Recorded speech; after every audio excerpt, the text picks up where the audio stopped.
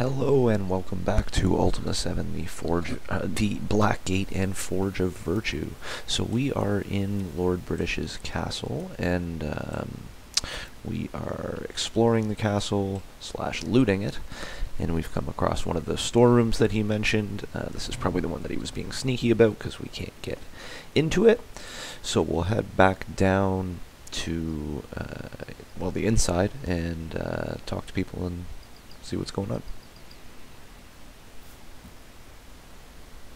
And I guess we should probably talk to Lord British again as well and see what we can do about poor old Weston in jail.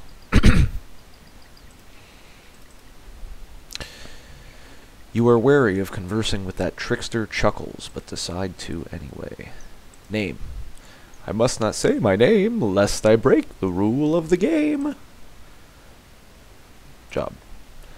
I was, am, and shall be the court fool. I could give thee a clue if I wish, but for now my job is to play the game. Alright, Chuckles, what's the game? Thou must play the game if thou dost want to speak with me. I don't understand. Thou didst just break the rule of the game. Thou had best learn it. Oh. We're going to leave that alone for now. That just seems annoying. This, I believe, is probably no. Let's head this way.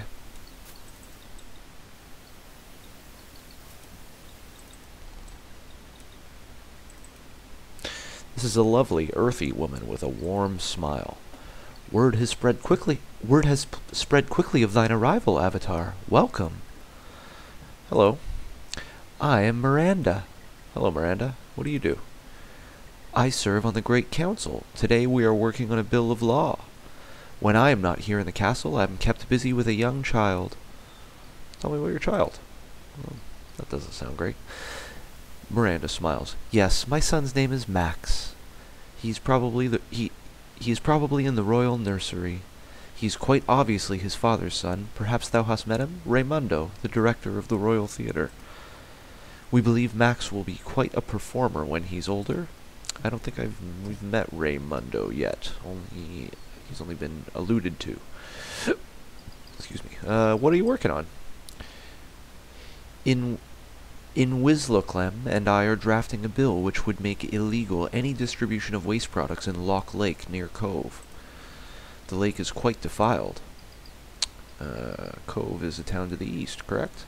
Art thou traveling to Cove? Yeah, I guess so. That is good news. Perhaps thou couldst do us a great favor. We need this bill delivered to Lord Heather in Cove. He must read it and give us his approval by signing it. I know thou hast far more important things to do than running errands, but it would be greatly appreciated. Wilt thou do it? Sure. Wonderful. Here is the bill. Please bring it back to me when it is signed, and we thank thee. Tell me about the Great Council. The Great Council supports Lord British in the legislation of Britannia's laws. I am honored to be one of the 3 women serving on the council. Who are the other women? I'm particularly concerned about women's duties and privileges and their available opportunities in the land. Our history has been kind to women in general, but there is still room for improvement. What sort of improvement? More women could hold public office, for one thing. And I would personally like to be rid of those scantily clad women in heroic fantasy paintings. Okay. Alright, well, talk to you later. We shall see thee again soon, I hope, Avatar. And our first gargoyle. A winged gargoyle looks at you with interest and obvious intelligence. To welcome thee to Britain, Avatar. Name. To be called in Wisloclem. What does that mean? To mean interpreter in your language. Excuse me. And what's your job? To be indeed an interpreter in my homeland. To be now on the Great Council to serve our most noble ruler, Lord British. To be honored as one of the 2 gargoyles on the council.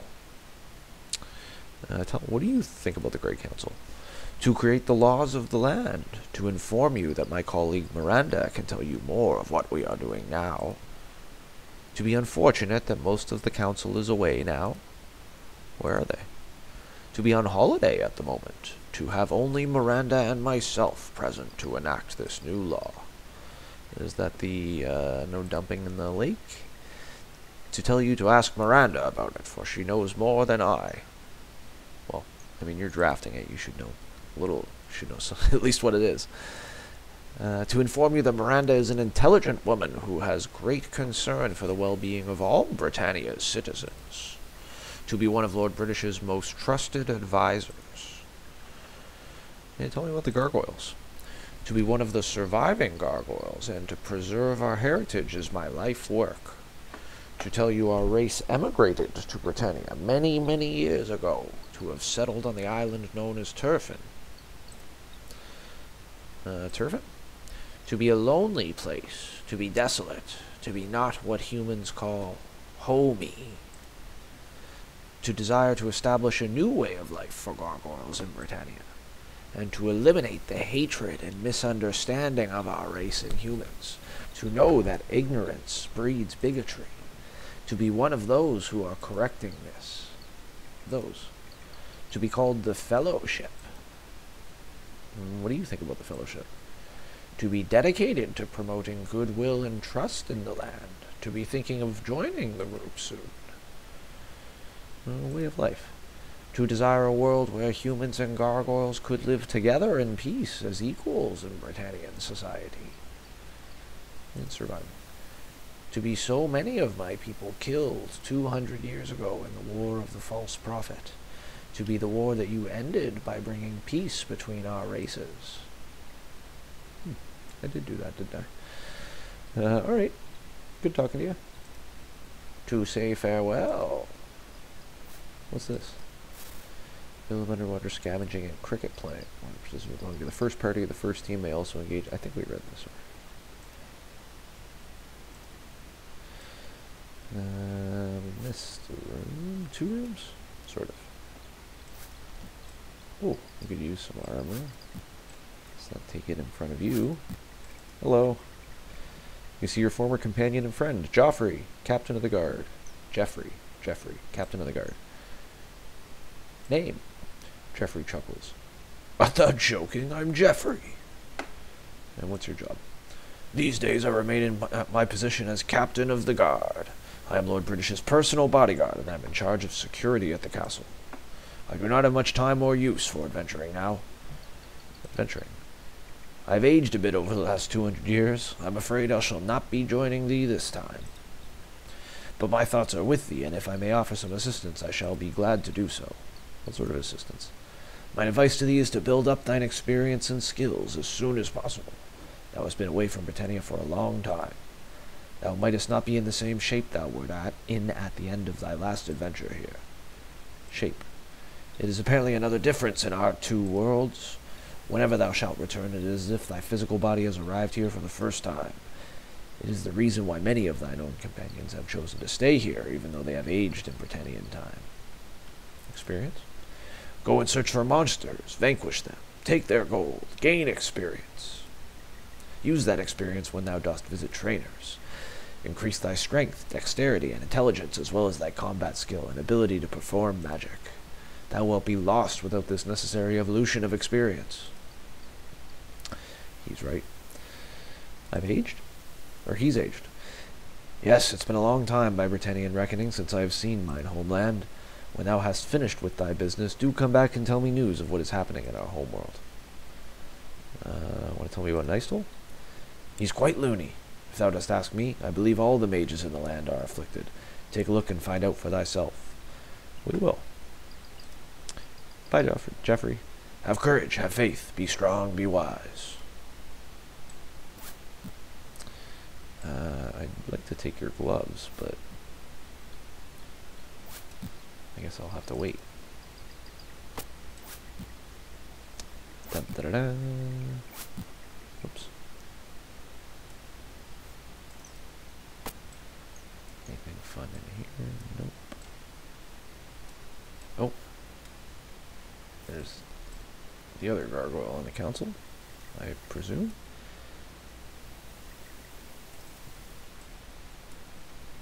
Hello. You see an impressive winged gargoyle with a stately demeanor. Name. To be known as Wislam.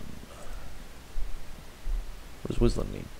To be the word for wise man. Job. To be advisor to Lord British and act as representative for my race here in Britain. To be honored to be in the long line of advisors to the king.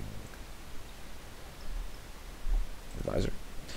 To make sure the gargoyle race is heard in the castle. To have been a long road to acceptance and integration into Britannian society.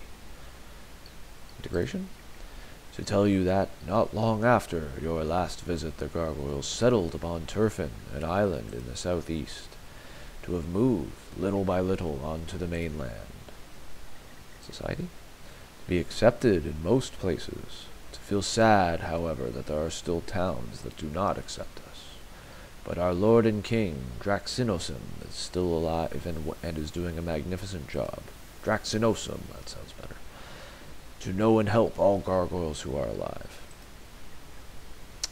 Did you know Anamo? Wislam listens to your story about the murders intrinsic. To be sad to hear this. To suggest that thou visit Lord Draxinusum.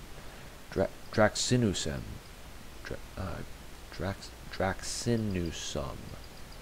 Draxinusum. Yeah, we'll go with that. Draxinusum in Turfin and tell him about Inamo. He will know who Inamo's parent gargoyle is. That's just great audio to listen to, I'm sure. To recommend you relay this news as soon as possible. To go soon and tell Draxinusum about Inamo. Yeah, I can try to do that. To know you are reliable. Alright. Good luck. To bid farewell. So the gargoyles were the enemy, the general enemy in Ultima 6. And I can't actually remember what happens with them in the storyline at the end of that game, but that's what's notable about people who played, or if you played Ultima 6 before and then come to this game, is that now the gargoyles are, of course, in the game as NPCs and at least seemingly integrated into Britannian society. Who do we got here?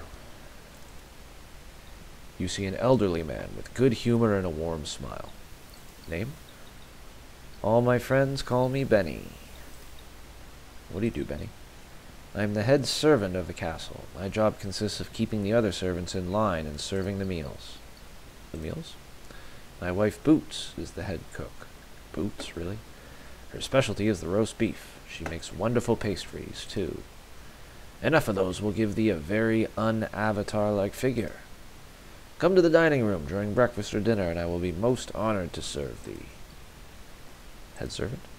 Yes, I have been head servant for many years. My entire family works for Lord British. My son is the king's gentleman's gentleman. My daughter is the royal chambermaid. My wife is the head cook.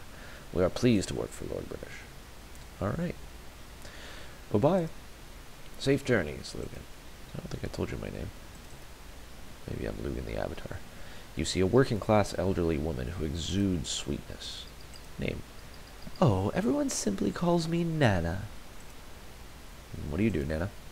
I watch over the royal nursery. I'm the nanny of these wonderful children. Children?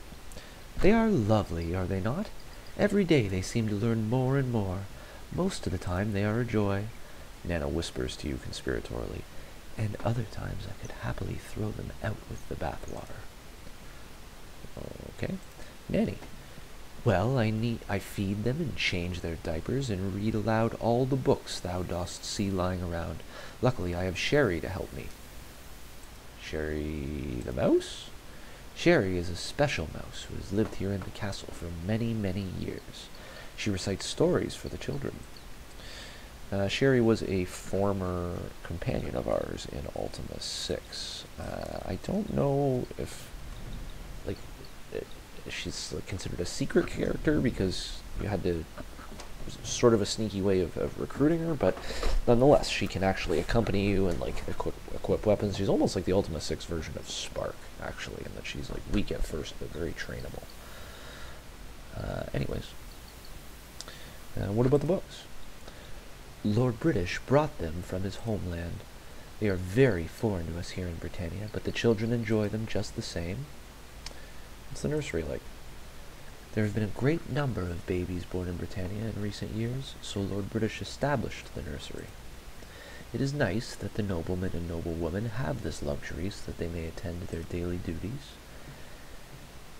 Ooh, did that smell what I smell, Avatar? I believe that is the smell of diapers, boy. When thou art a father one day, thou wilt come to know that smell quite well. The luxury? Yes, I suppose it really is a luxury. The poorer people in Britannia certainly do not have such a service for caring for their children. The rich do have an advantage. You detect a hint of bitterness in her voice. Advantage? I do not mean to complain by any means. I adore my work. But contrary to the thinking of many of the noblemen and women, the class structure exists in Britannia more than ever before. Taxes are unbearable. The rich get richer and the poor get poorer, as the saying goes. Class structure? Well, look around. There are rich men who live in opulent castles, and right outside are poor people who live in hovels. Thou dost know there are winged gargoyles, and thou dost know how there are gargoyles and winged gargoyles? Well, it seems the human race is getting to be just as divided. There is no unity in the land anymore. It is why I have joined the Fellowship. Oh dear. Tell me about the Fellowship. No, this is different. The Fellowship is a society of spiritual seekers who strive to reach the highest levels of human potential and to share this philosophy freely with all people. The Fellowship was formed 20 years ago by Batlin with the full approval and support of Lord British. Are you just going to tell me what they all say about philosophy? Thou shalt really come to a meeting. Thou wouldst learn a lot. The Fellowship advances the sanguine cognition, try to better strength, blah blah blah blah blah. So I want to join? No. Oh, well, perhaps thou canst become enlightened another time. God, I hate that. Such a good line. Tell me about the taxes. The Britannian Tax Council drains us all dry, especially the lower and middle classes. Alright, touched a nerve. Goodbye, Nana. Good day. Do come back and visit again soon. Chitty Chitty Bang Bang by Ian Fleming. This wonderful children's story of a car that could fly has been pleasing youths and adults alike for many generations.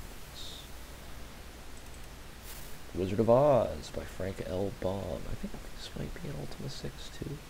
The tale of a little girl, Dorothy, who with her dog Toto travels through whirlwinds and magic to a fanciful land called Oz. Dorothy's search for ideals in this land win her 3 new friends. The first, a brainless scarecrow, whose ultimate wisdom teaches her the principle of truth. The second, a heartless tin man, whose undying devotion shows her the principle of love. Finally, Dorothy encounters a cowardly lion, who, facing all perils to save her, demonstrates the principle of courage.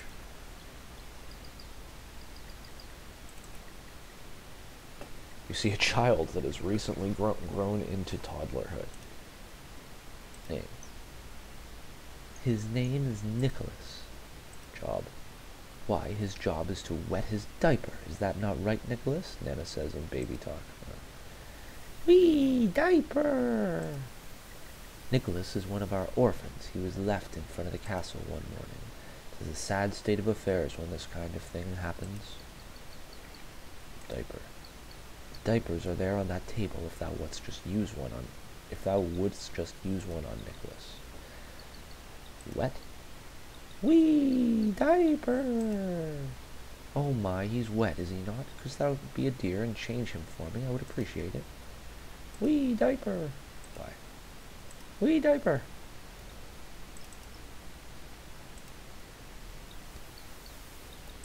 So we use the diaper on him and it creates a dirty diaper. And what's interesting is that a dirty diaper is actually a weapon that I think works against like any enemy.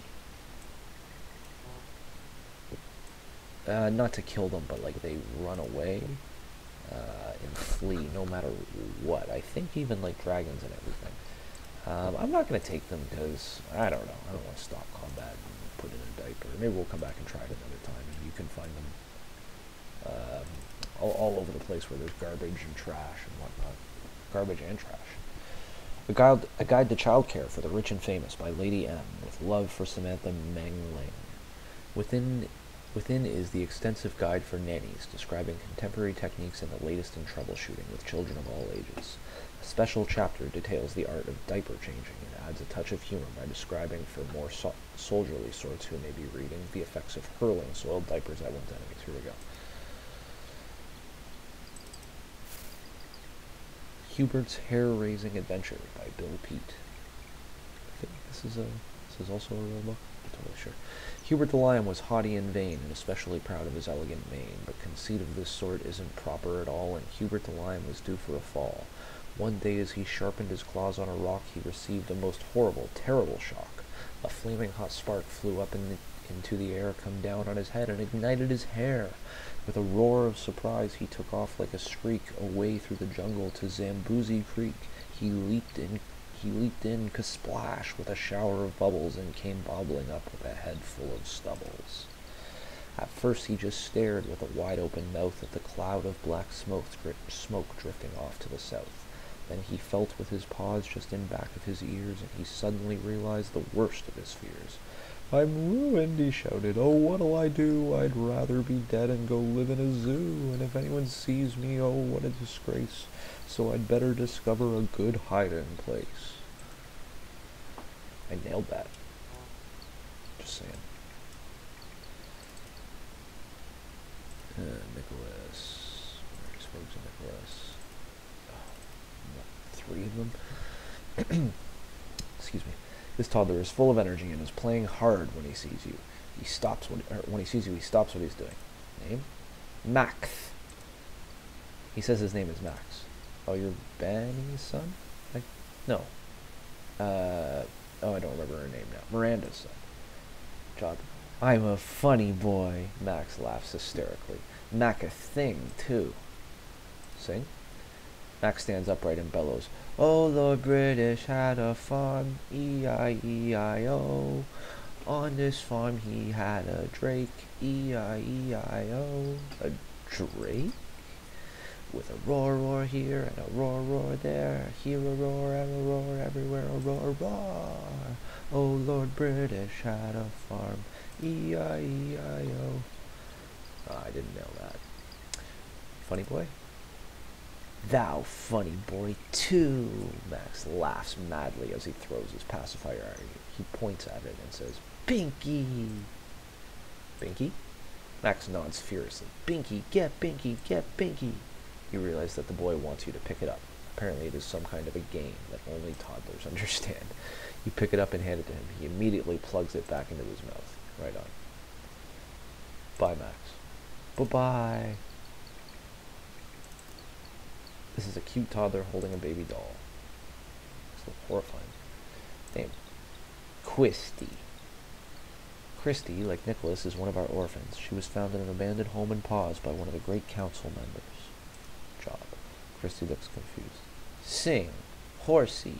Rosa. Winner. Winner? "I am winner," she proclaims loudly. She keeps saying that. I'm not sure what it means. Something to do with the competition. Rosa? Christy hugs her baby doll tight. "Rosa." Horsey? "I love Horsey." She rocks hard on the rocking horse. Sing. Ugh. Christy is more than happy to do so. She sings the alphabet, which I'm not going to do. She's proud of her song, although she didn't get it quite right. Oh, I guess that's why I'm supposed to sing it. Oh, there you go. Bye, Christy. Bye-bye. Where'd you go, Sherry? Sherry. Oh, there you are. Follow me. Hey. You see a very large mouse with an air of superior intelligence. "Avatar!" she exclaims. "I cannot believe thou art here, Lugan." Name? "Why, dost thou not remember Sherry, Lugan?" Job. "I mainly assist Nana in the royal nursery during the day. I watch the children alone in the evenings while Nana has dinner and goes to her fellowship meeting. Other times I run around the castle looking for mouse food." That makes sense. Mouse food? Cheese? Well, cheese is my favorite. If thou dost ever have cheese to give away, I will gladly eat it, but I will generally eat most anything. Dost thou have any cheese for me? I think we do. Want to give me some? Sure. That's part of what you have to do in Ultima 6 to get her to join you, is to give her cheese. Thank thee, Lugan! But I don't think she's going to join us this time. Tell me about the castle. It is much the same as it was when thou wert last here. There has been a bit of a remodeling. After all, it has been 200 years since thou wert last here. I believe Lord British has a storeroom with quite a bit of equipment inside. Royal Nursery. The children are so much fun. I like to read them their favorite story. And it happens to be Lord British's favorite children's story, too. He read it to me, those so many years ago. Story. Dost thou want to hear a story? It's called Hubert's Hair-Raising Adventure. No, I already read it. Some other time, then. Children, if thou dost not have the chance yet, do look around and meet them. They're most wonderful and amusing. All right, good to talk to you, Sherry. Farewell, my lord.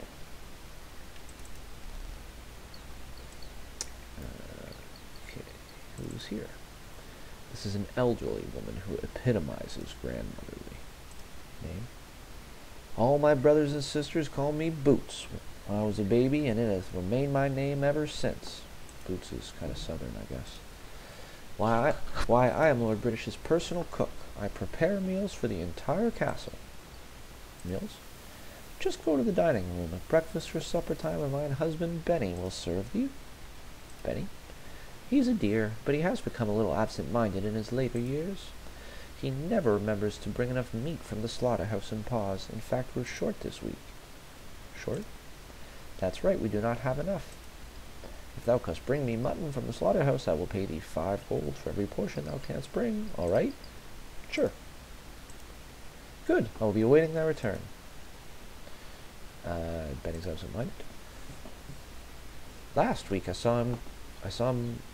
I asked him to put a little garlic into some soup. He put in the garlic and then forgot about it. So he went and put some more in. Then he forgot he did that. So he put in more.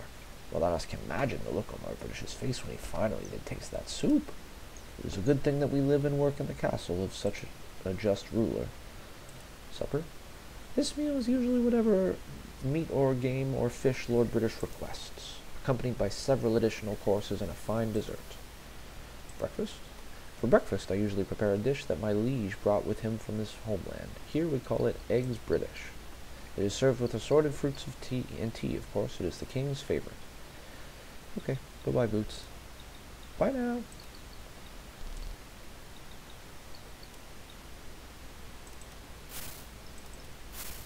In here. Oh, but wait. There is. I wonder what this could open. Oh, I can't get there. That was anticlimactic.